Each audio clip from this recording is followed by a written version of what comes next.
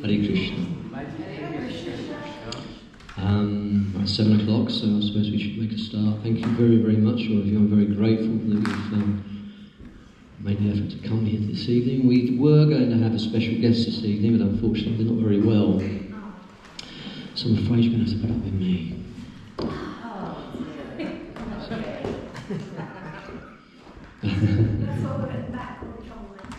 There you go. Yeah, I see she's moving further and further back every week. That's what I've noticed. So be out the door before long. Anyway, I see we have a couple of new faces here this evening. So for those of you who are new, just a quick explanation of what this is all about, I guess. Have you heard of this before? Or is this all new? Or it's all new, right? Okay, so a very quick overview of what these things are about before we start. This program on Fridays, we have every Friday evening, and various festivals that we do during the year, and everything else is a program of Bhakti Yoga. Bhakti meaning devotion, actually. It's literally translated from the Sanskrit language, means devotion, love. And it's the highest yoga system there is, actually. And we all have probably heard of yoga, and there are many different types of yoga: Hatha Yoga, Kundalini Yoga, Raja Yoga, Karma Yoga, Dhyana, all sorts of yogas. And they're all part of a system to reach that help you to develop a certain type of consciousness. And this goal of yoga is to reach bhakti. Well, in this age, we live in an age called Kali Yuga, the age of Kali, the age of quarrel, the age of hypocrisy. You've only got to watch the news to see what that means, actually. And in this age, people are very, very... Practicing yoga is very difficult. Doing meditation is very difficult because it's such a disturbed age and everybody's disturbed. So 5,000 years ago, Krishna, in a book called the Bhagavad Gita, or a conversation, explained yoga to his disciple Arjuna. That was 5,000. This book is 5,000 years old. It was written down 5,000 years ago. So this isn't some new age cult or some airy theory, hippy-dippy thing. This is a very ancient philosophy and a very ancient practice. 500 years ago, Krishna incarnated in a form known as Lord Chaitanya Mahaprabhu to give everybody the chance to actually achieve this state very easily, without having to go through all the elaborate yogic procedures that had to happen in previous ages when things were different. So they made it very simple for everybody to reach a level of consciousness, a level of understanding, a level of spiritual realization very quickly, to get to the topmost rung of this yoga ladder very easy. And that's what Bhakti Yoga is. Back in the 1960s, our guru, our spiritual master, who was a practitioner of this yoga, Srila Prabhupada, who's the gentleman on the altar there with the yellow robes on in the corner. He came from India to America in 1966 on the order of his spiritual master to spread this Bhakti Yoga in the Western countries and eventually all around the world. So he arrived in New York, in Boston, in New York with nothing, basically, just 3 books that he'd translated, a bag of rice and 40 rupees, which is back then nothing. And since that time now, by this practice, this is now spread all around the world, and here we are. That's because of this gentleman's, and he was really old. I mean, he was like 69 years old, so I'm 72, and I struggle to get to Rochester. Let alone going from India to America, where he'd never been before on his own, with no friends, nobody, he didn't know anybody, had nothing. Just a faith in his guru's teachings and this mantra, which is what we're going to chant, this process of meditation, and a couple of books.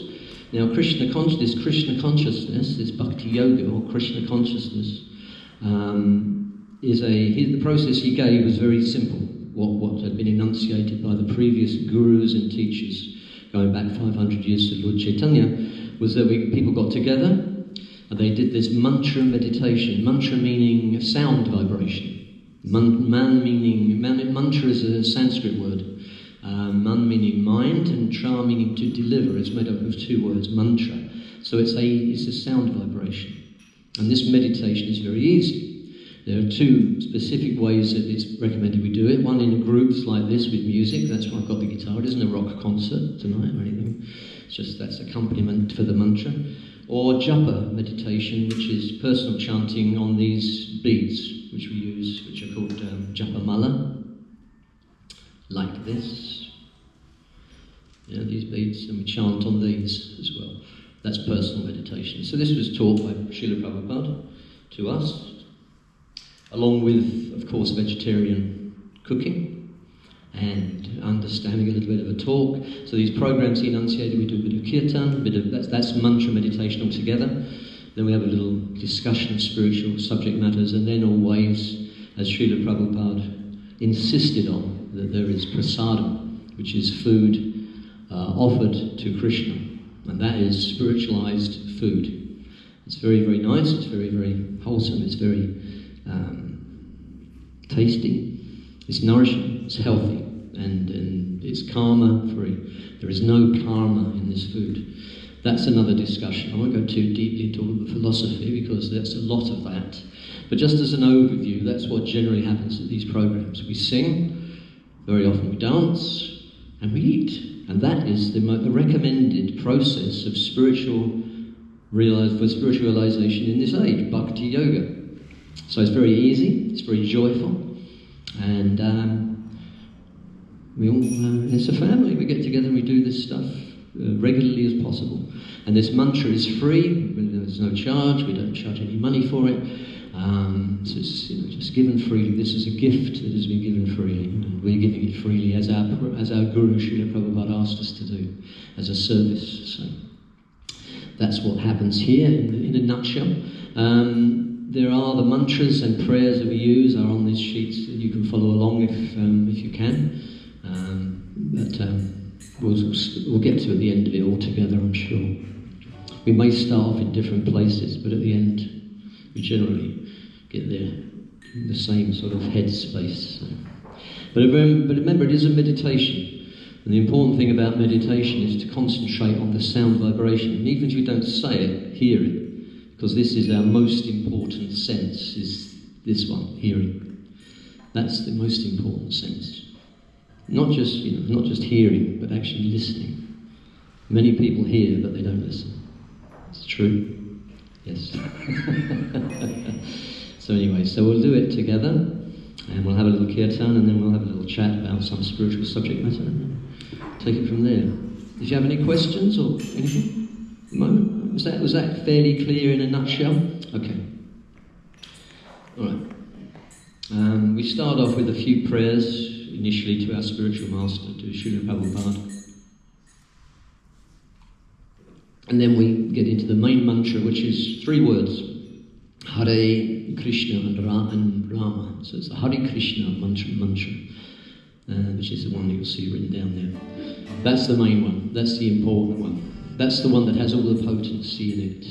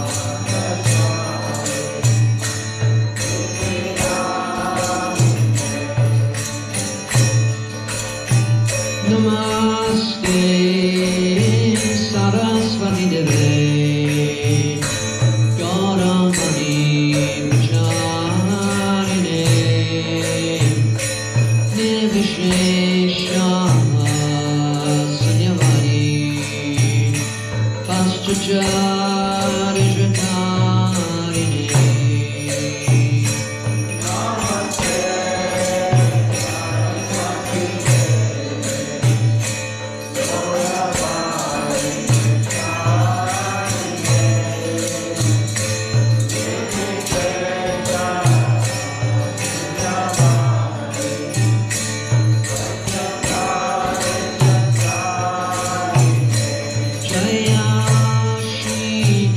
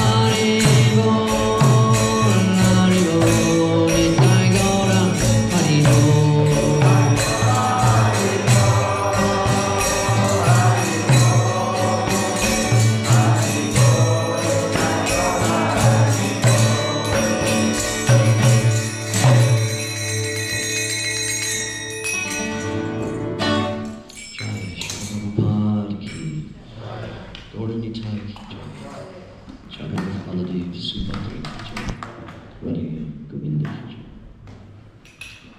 All glories to the assembled devotees. Thank you very much. Thank you very, very much for joining in.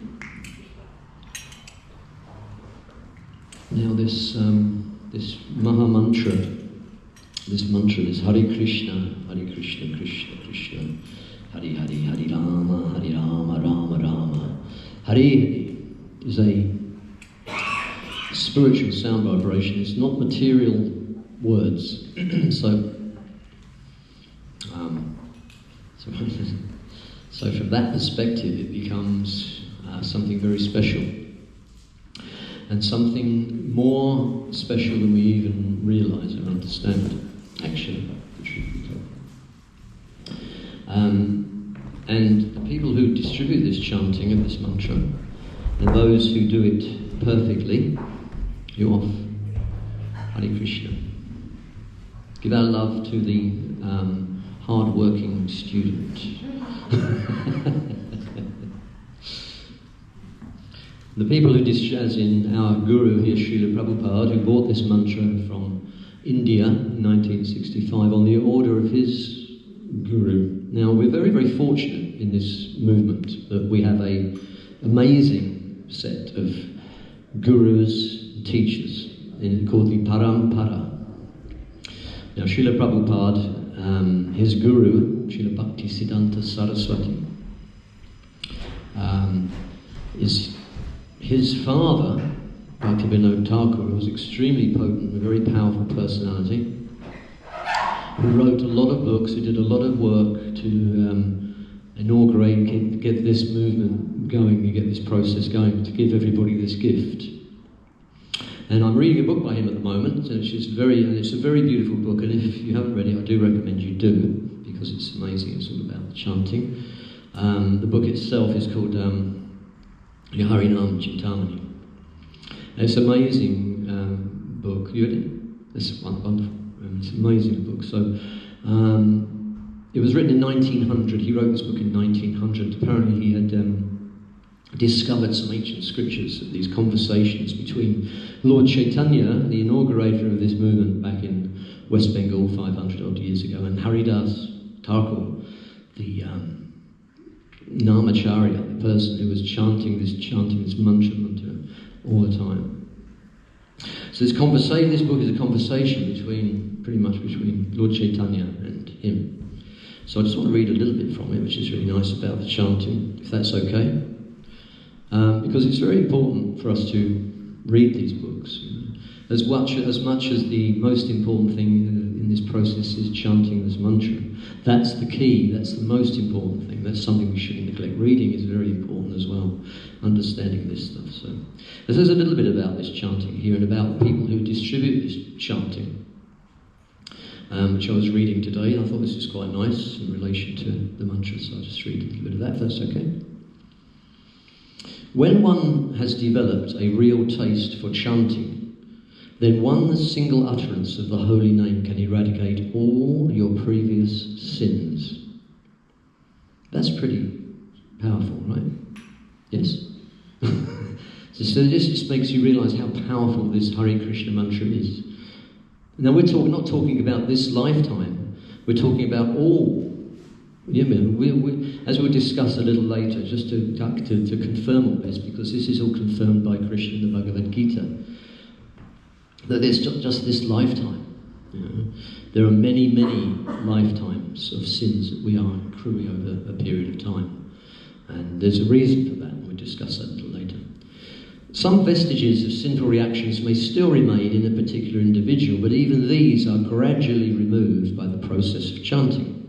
As these last traces of these sins disappear, he emerges as a pure devotee. Of course, the lingering traces of sin are seen by the common man as sins, but if a saintly person is criticised because of the traces of an almost extirpated sin in his character, that is a grievous offence.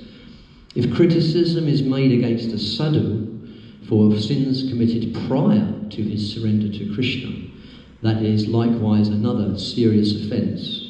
So we've got to be very careful what we say to people, right? Especially devotees, because we don't really know who anybody is, right? Not really, yes?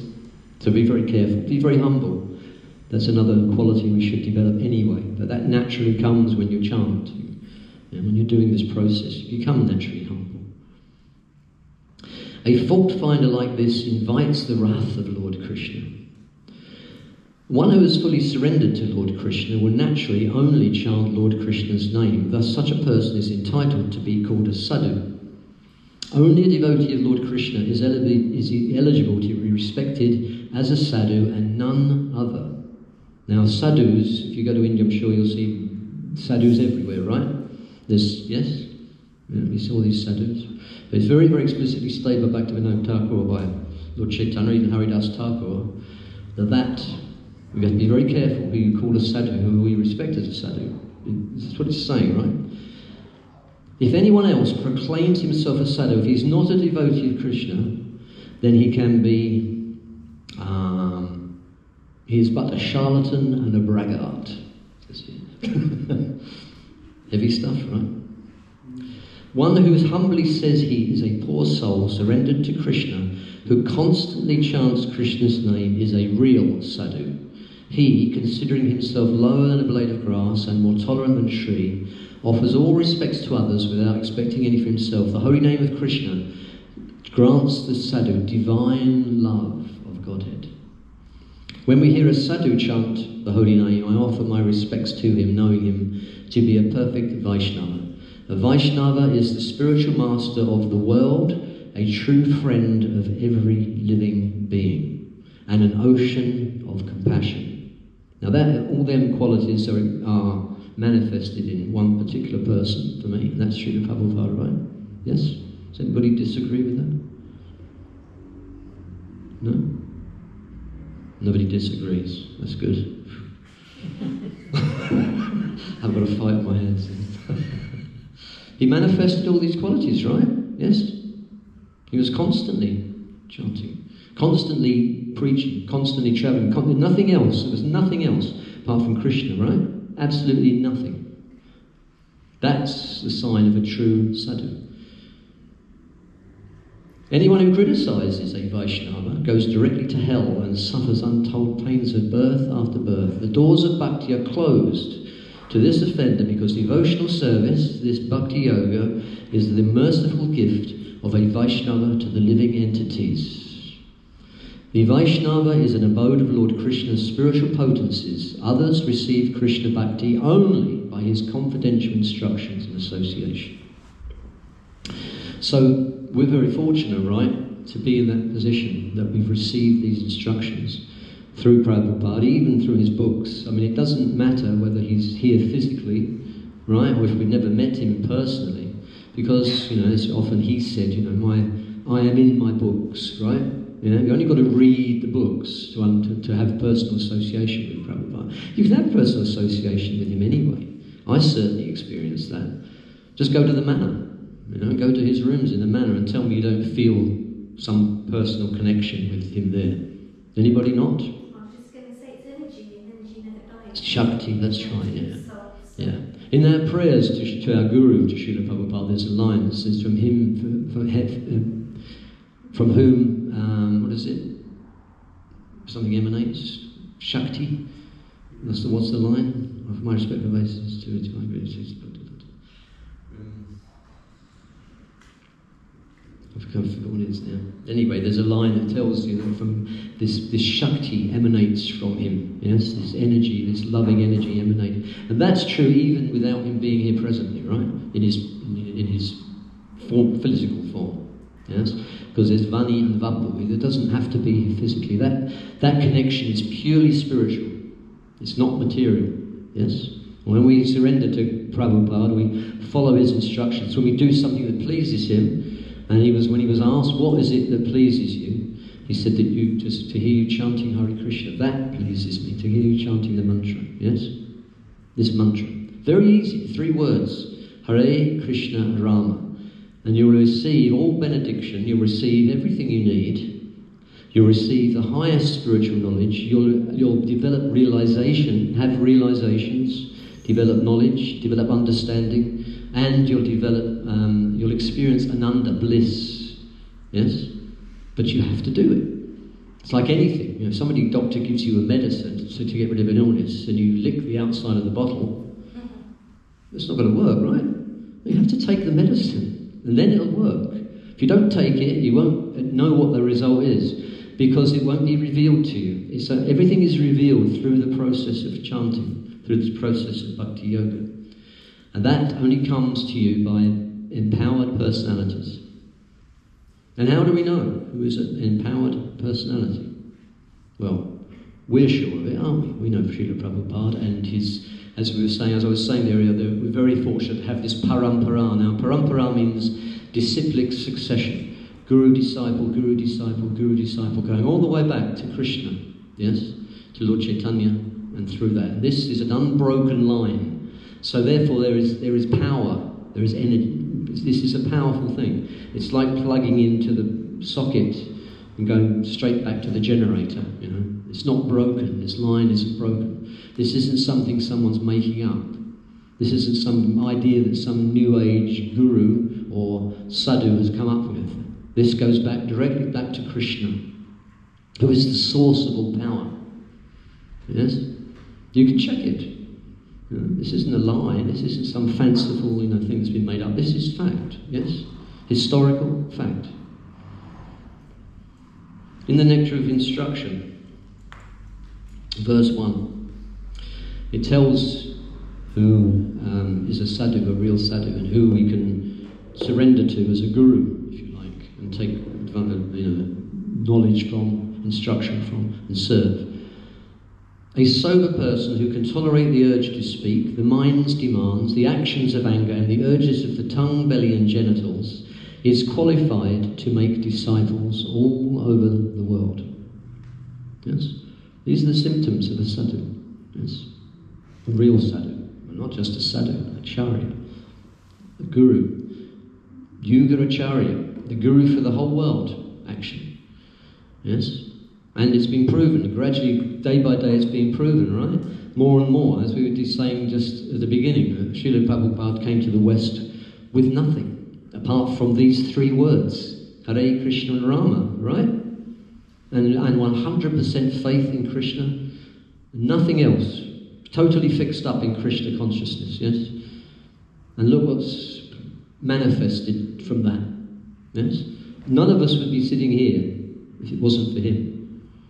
Yes? There wouldn't be any Eventbrites going out if it wasn't for Srila Prabhupada, right?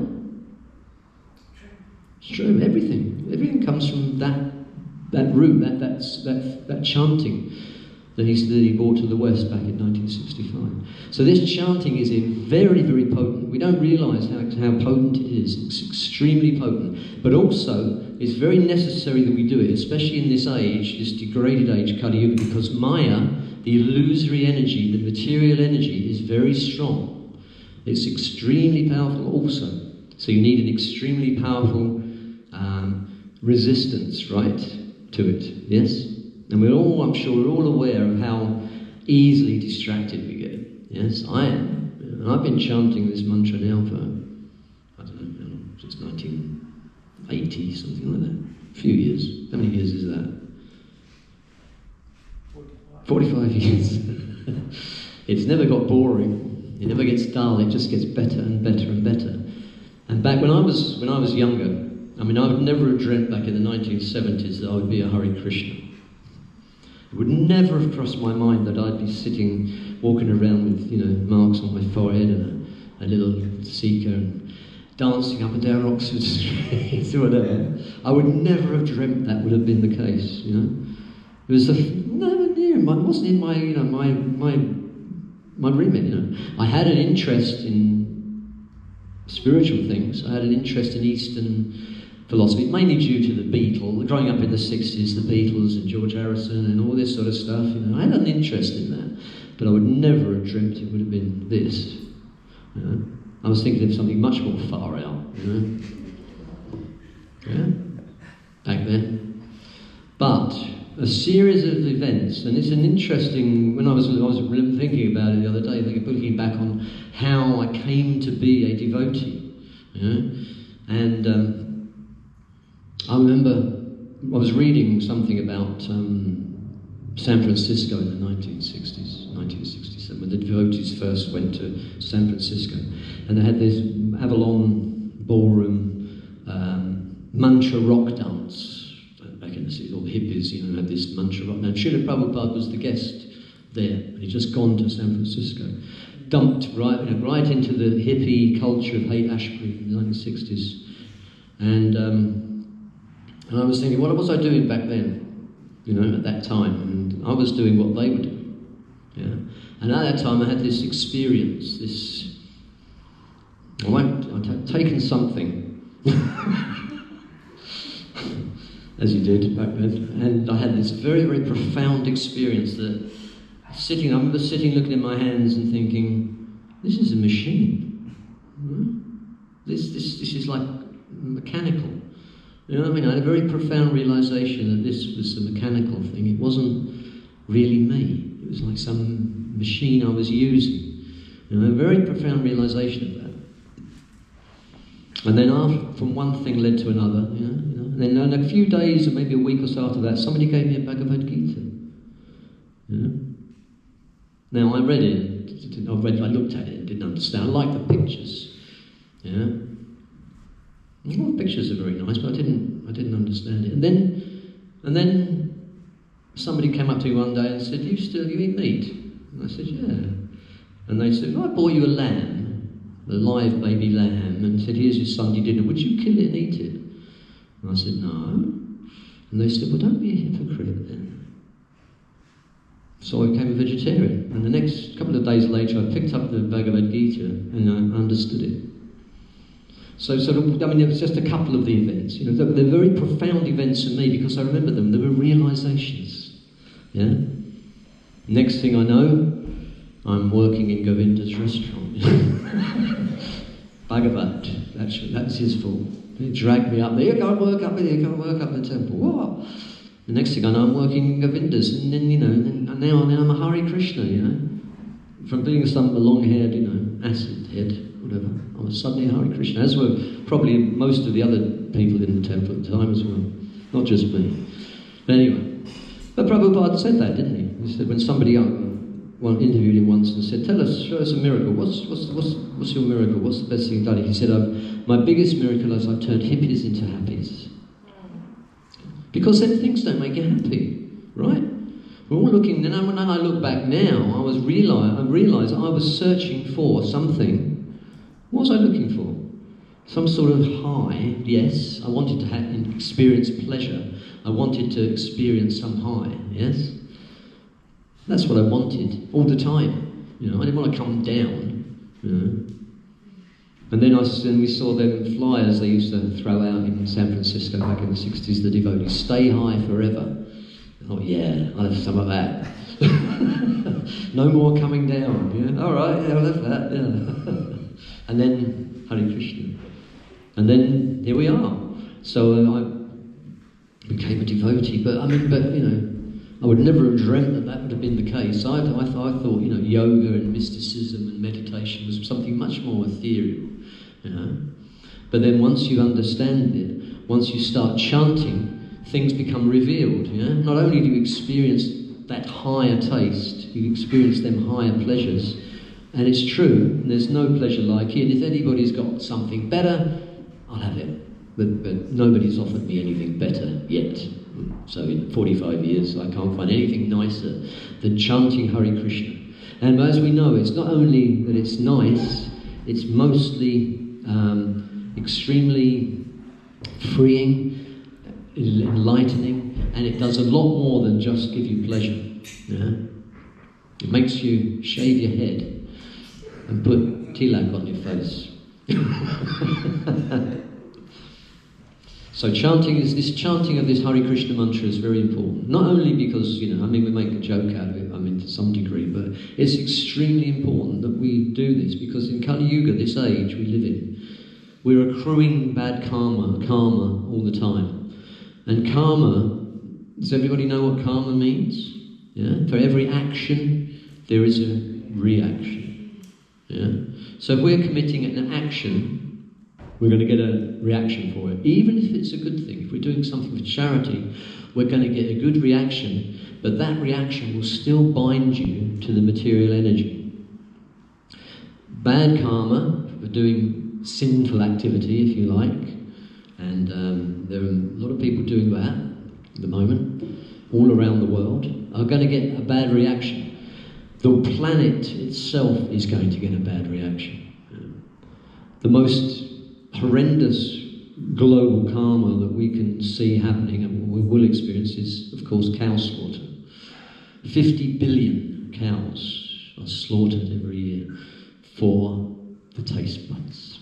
Does that not think, there's some bad karma coming there? A hell of a lot, globally. And people wonder why wars are happening. Wonder why people are suffering. It's karma, that's why. Yeah. So we have to try and do something about that. And how do we do that? We try and give people this knowledge. We try and give people this easy process to get themselves out of this karmic cycle. And not only that, it's a revolution. It's revolutionary. It's the real revolution. I think, there's this whole, this statement, I think it was Gandhi said that, be the change that you want to see in the world. The world won't change unless you change. Yeah? You have to transform, and to transform by the yoga process is the easiest, most blissful, and most pleasant, and the best way to do it. And we've been given that freely. Yeah? So that's what we should do. We do that by chanting this mantra, in Kirtan, or by ourselves, whatever, but just chant. 3 words, very easy, very simple. Money back guarantee. It'll work. It might even make you happy rather than a hippie. So why do we do that then? So what is it? What's the philosophy behind this? Well, the philosophy behind this is in the Bhagavad Gita, the basic philosophy. So we'll read a verse from that. But first we'll do another little song. Okay? Yamuna Tira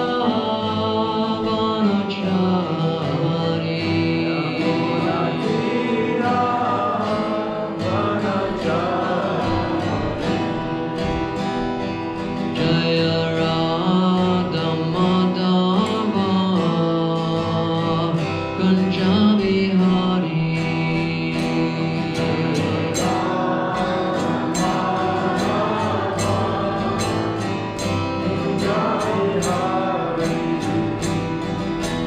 Gopi Janna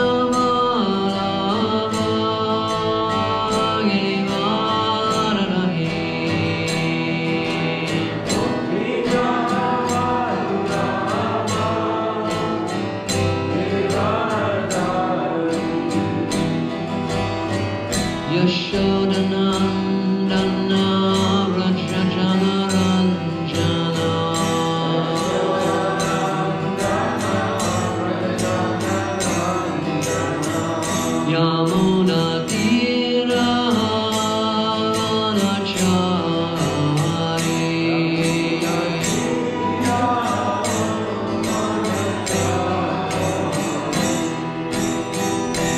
Jaya Radha Madhava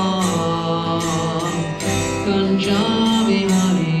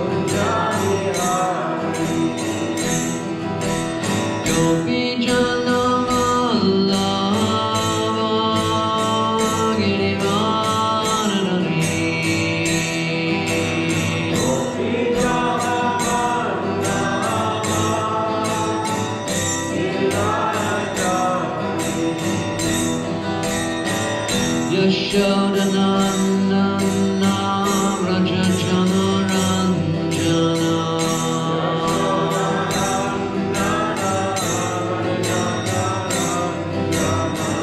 Yamuna Tira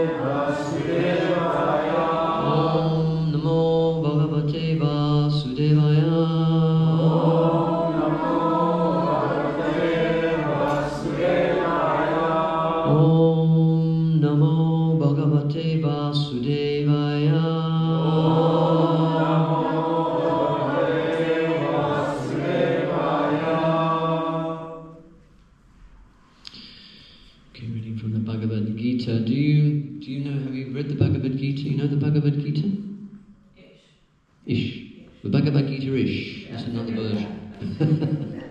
You've heard of it, yeah? You've read it? I've read bits. Yeah. Well, this one here, Bhagavad Gita. This one's called Bhagavad Gita as it is. I've got one at home. You've got a Bhagavad Gita. Okay, so on Bhagavad Gita, just a quick overview. It's a conversation. Bhagavan means the supreme. Gita means song. So song of the supreme is the literal translation. Now, but if you notice, this translation here is by Srila Prabhupada translated the Bhagavad Gita. And he's called his version Bhagavad Gita as it is because there are 400 or so. There's more than that. There's a lot of translations of the Bhagavad Gita. The Bhagavad Gita is in Sanskrit. It's a Sanskrit scripture or book. And Sanskrit is quite a difficult language to translate. Srila Prabhupada is a Sanskrit scholar, as well as being a sadhu, guru, charya, as we've said before. So he translated, but he noticed that a lot of Bhagavad Gitas are interpreted. People interpret, put their own interpretation on the teachings within the Sanskrit verses. So he did his version, Bhagavad Gita as it is. Now, of all them other 400, 500, 600 translations of Bhagavad Gita, not one has made a devotee of Krishna. This one has made millions. So again, like we were saying earlier, it's like plugging into the power socket and going directly back to the source. Because Srila Prabhupada hasn't interpreted it, he's presented it exactly as Krishna spoke it 5,000 years ago. It has potency. So, basically, the Bhagavad Gita is a conversation. As you can see, this is Krishna, and this is his friend, disciple, Arjuna. Arjuna is a warrior, he's a Kshatriya, and they're on a battlefield. And this battlefield is still there. This is a true event. This isn't some legend or myth, or it's still there. The Kurukshetra, the place where this took place, is there. It's been historically proved that it's still there. And all the characters within this are historical characters. They're not legends or fairy tales. And in the middle of this battle, which is which had to happen because there was no other alternative, Arjuna, who's a great warrior, turns to Krishna, who's driving his chariot, to cut a long story short, and tells him that he's not going to fight because he sees on the other side in this battle his relatives, grandfather and friends and childhood friends, people, and he's going to have to kill them. You know? So he tells Krishna that I'm not going to do this, I'm not going to fight. Better I go and live in a cave in the Himalayas, become a yogi and not get involved in this. So Krishna then tells him about why he should fight, but also the spiritual knowledge of yoga and the understanding of who we are, why we're here, what it's all about, all the secrets of the universe in a nutshell, pretty much. So yoga, all of the different things about karma, reincarnation, everything that we hear, all these words like karma and yoga, that's where they originate from here, the Bhagavad Gita. So it's a very, very powerful book. So we go back to, so what's happened here is that Arjuna's told Krishna he's not going to fight. And he puts down his bow and I'm not going to do it. I'm going to go and live as a yogi or something. He has a breakdown almost, like a nervous breakdown, almost like a breakdown, a nervous breakdown. So Krishna then explains to him, we do two very, very important verses, which are if you think about it, these verses explain everything, actually, in the world. Explain exactly why there is trouble in the world. They explain all the problems in the world. They explain everything, when you think about it, we meditate on it. So we'll read these two verses, and maybe some of Srila Prabhupada's purport, to understand the basic teachings, the basic precepts of this yoga process, and what we need to understand. It's very, very important. So this is chapter 2, which is called, the contents summarized, verses 12 and 13. So Krishna has already told Arjuna that he's lamenting for something that isn't worthy of lamenting for, and explains why. I'm going to read the Sanskrit and then the English. Excuse me. Na tviyevaham jatuna samnatvam nemi janadipaha na chaiva na bhavishyamaha sarve vayam mataha param.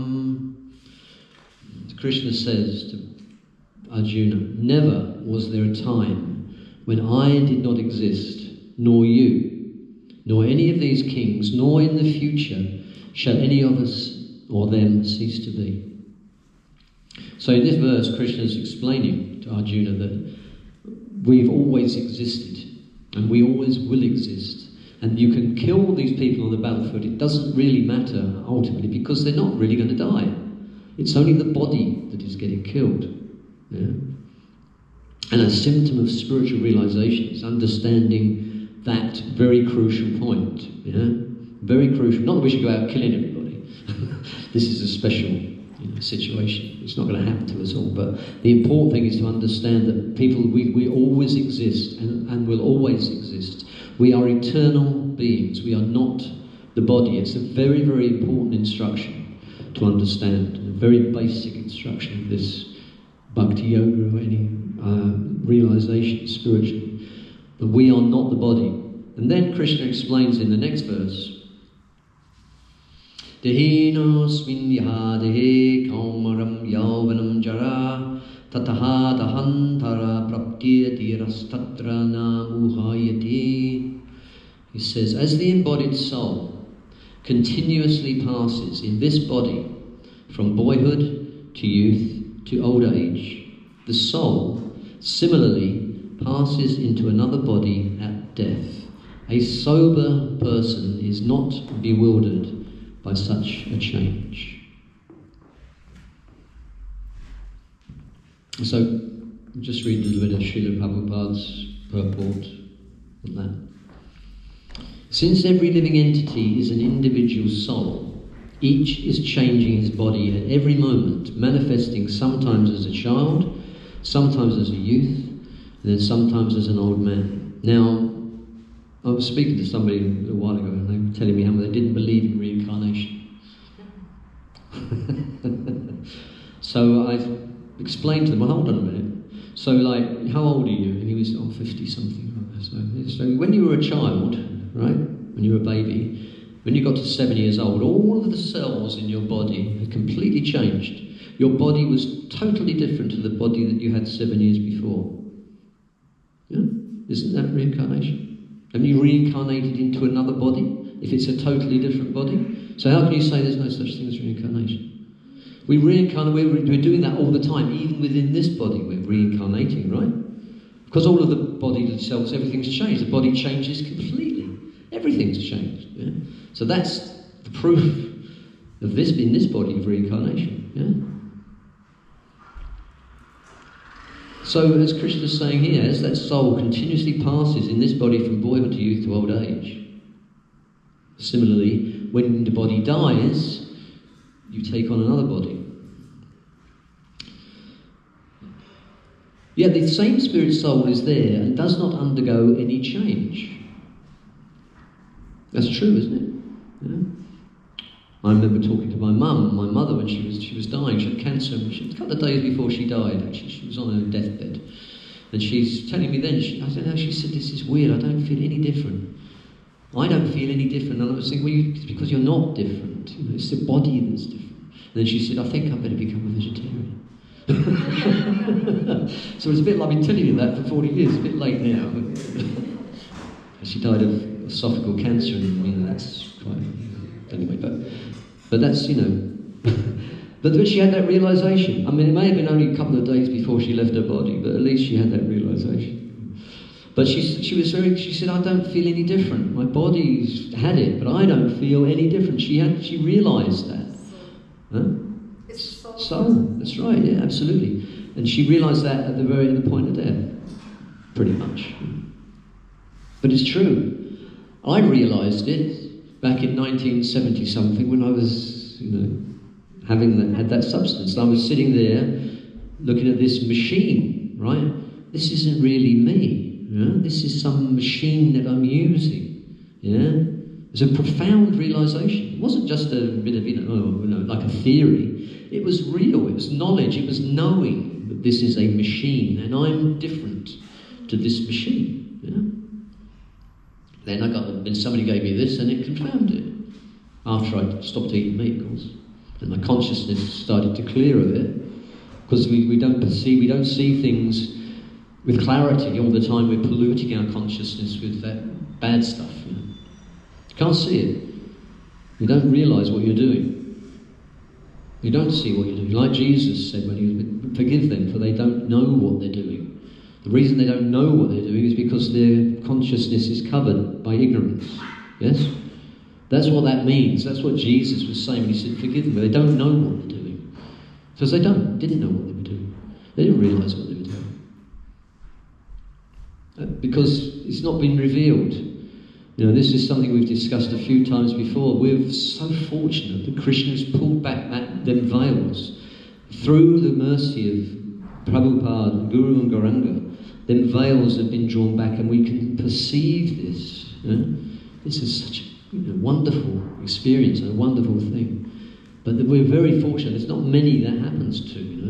So we're very, very fortunate. The individual soul finally changes the body at death and transmigrates to another body, and since it is sure to have another body in its next birth, either material or spiritual, that's a good point to remember, because we don't necessarily have to have material bodies. Being spiritual beings, we can have a spiritual body. But to do that, We have to extricate ourselves from that cycle of birth, death, old age and disease in the material energy, karmic reactions. Now how do we do that? How do you get out of karma? By performing karma-less activities, activities that aren't going to have a reaction. Yeah? But if the karma is a law within the material energy, how do you do that? Yeah? Prabhupada's explained it very clearly. Yeah? Do everything in a spiritual way. It doesn't mean you have to change your lifestyle particularly. You just do it in a different way slightly. You do things in a different way, and that's all explained within the philosophy and within the teachings of Bhakti Yoga, right? How we can do that. But that's a bigger conversation.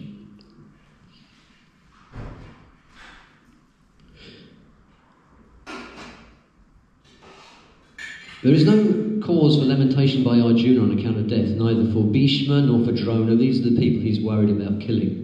On the others, he was very much concerned about that. Rather, he should rejoice for their changing bodies from old to new ones, thereby rejuvenating their energy. Such changes of body account for varieties of enjoyment or suffering according to one's work in life, one's karma. What one does will dictate what sort of body you're going to get in the next life. Yes? So Bhishma and Drona, being noble souls, even though they were on the opposing side, they were the baddies, if you like, in this battle, were surely going to have spiritual bodies in their next life, or at least a life in heavenly bodies for superior enjoyment, both materially and spiritually. So in either case, there was no cause for lamentation. Arjuna was wrong to lament for what he was doing, because it didn't really matter ultimately in the ultimate issue. That's not an easy thing to come to terms with.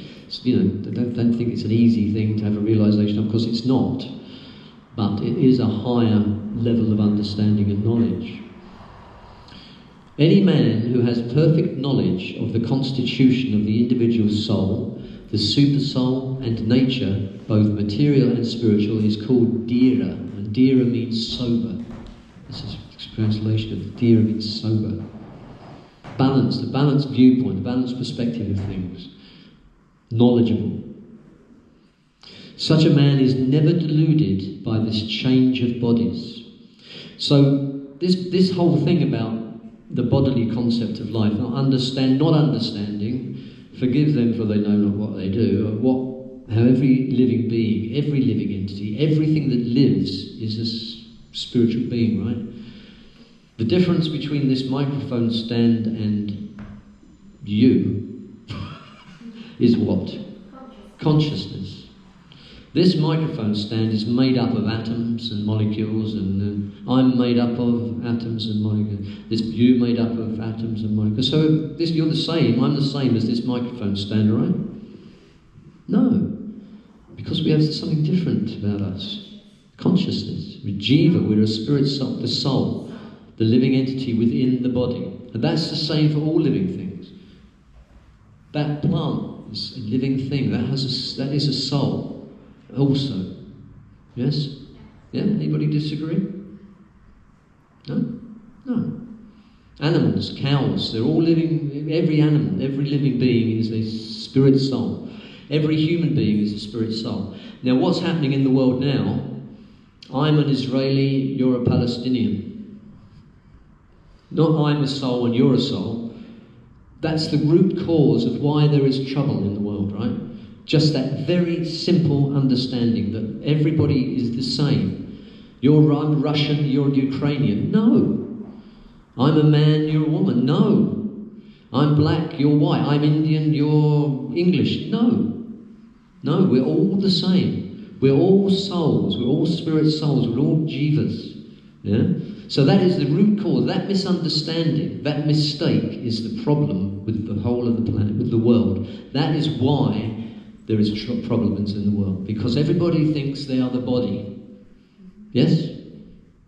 So therefore, I don't like you because you're Russian. I don't like you because you're an Ukrainian, I don't, that I want this because, everything is based on that misconception. Everything. That's why the world is in such a state.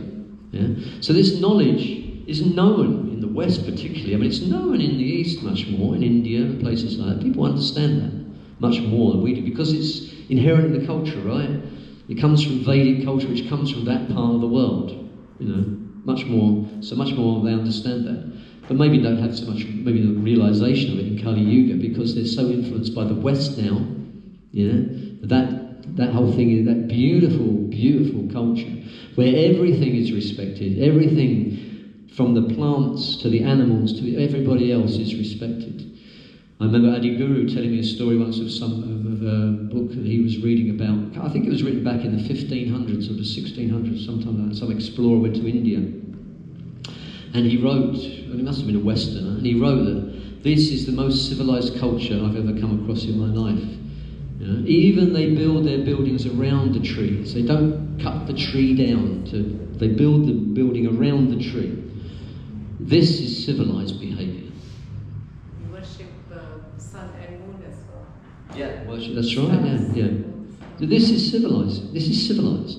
Do we like that in the West? No. And we think we're civilized. No, we're not. We're degraded because we think we're the body. We think everything's for our pleasure. Yeah? And we can exploit and abuse and use everything on this planet for our pleasure, for our sense gratification. Yeah? For the body. Sense gratification. Yeah, sense satisfaction. That's the mistake. It's in education, it's in politics, everything. We've been in media. I mean, don't let me go there. But it's indoctrinating everybody with a false concept of life and a misunderstanding, disgraceful diet. Everybody's suffering because of it, and they don't see it. Why? Because they know not what they do. They're in ignorance, and the only way to get out of ignorance is by adopting a process of spirituality and understanding things with a clear mind and a clear consciousness. And the easiest and the best and the most direct and the most powerful way to do that is by chanting Hare Krishna. Yes? And immediately you can experience ecstasy and you can see things clearly. Yes? It's true. There is a shift going on at the moment though. The old planet is changing and people are starting to become a bit more awake. And that's happening as well. And you can really see it and sense it. It's different. That's right. Another reason why it's very important to do this, because it gets into the ether. It starts to, it's affecting things on a subtle level in these processes. If you do it, it's like ripples in a pond. It will start emanating outwards and start affecting others. Surely people have to come to some realization that there's just all nonsense what they're doing, Can't go on like that, can it? Or can it? The problem is they're not awake, but also the people who are in charge are not awake also. So they're distributing nonsense right from the start. They're indoctrinating and conditioning everybody from a nonsense starting point. Yeah? Yeah. Children, being indoctrinated, media, they're coming, the demoniac forces are controlling all of this stuff, unfortunately. So it's up to us to get on that battlefield, yes, with Krishna and fight, yes. Not go and live in a cave in the Himalayas. We can do. But it's better we fight Maya with the tool of Krishna consciousness, the Maha Mantra. That's our weapon. And prasadam is our weapon. Yeah? Give people prasadam, right? Yeah? Plant the seed, And it's up to us to try and help to do that, Then the world could be a peaceful place, a happy place. Everybody can be happy. There won't be any mental illness. That's all a result of the nonsense being dished out, in the world now.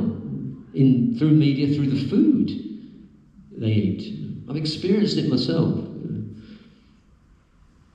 I suffered from some very strange, odd mental stuff. Panic attacks and everything. I couldn't go out. Turned out to be gluten, believe it or not. Apparently it was gluten. Very strange effects on the conscience. Food really affects you. Very strange. Really powerful. That's why it's so important to eat prasadam, Krishna prasadam. Karma-less food, good healthy food. No karma, right? Yeah, nourishing. Nourishes mind, body and soul.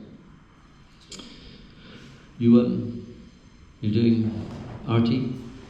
Yes. Okay, so I'll end there. Any questions? And that line is from he whom ecstatic prema emanates. That's what comes from Sri Radha. Ecstatic prema. There's an ecstatic prema right there. Okay, thank you very much for listening. And just chant Hare Krishna. And, Hare Krishna. Thank you very much. Quite finished yet.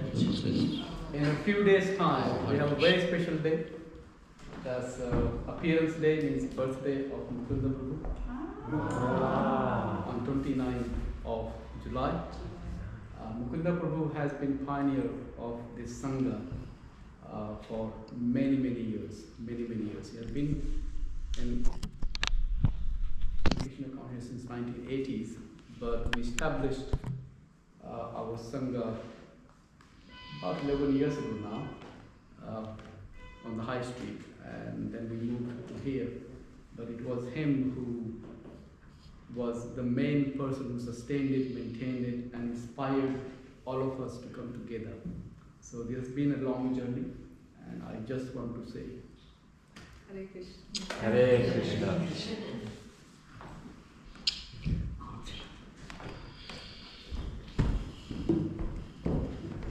It's not me, it's Krishna. Right? I wouldn't be able to do anything without your help. It's nothing without the devotees. That's why we need devotees, right? Association, so important.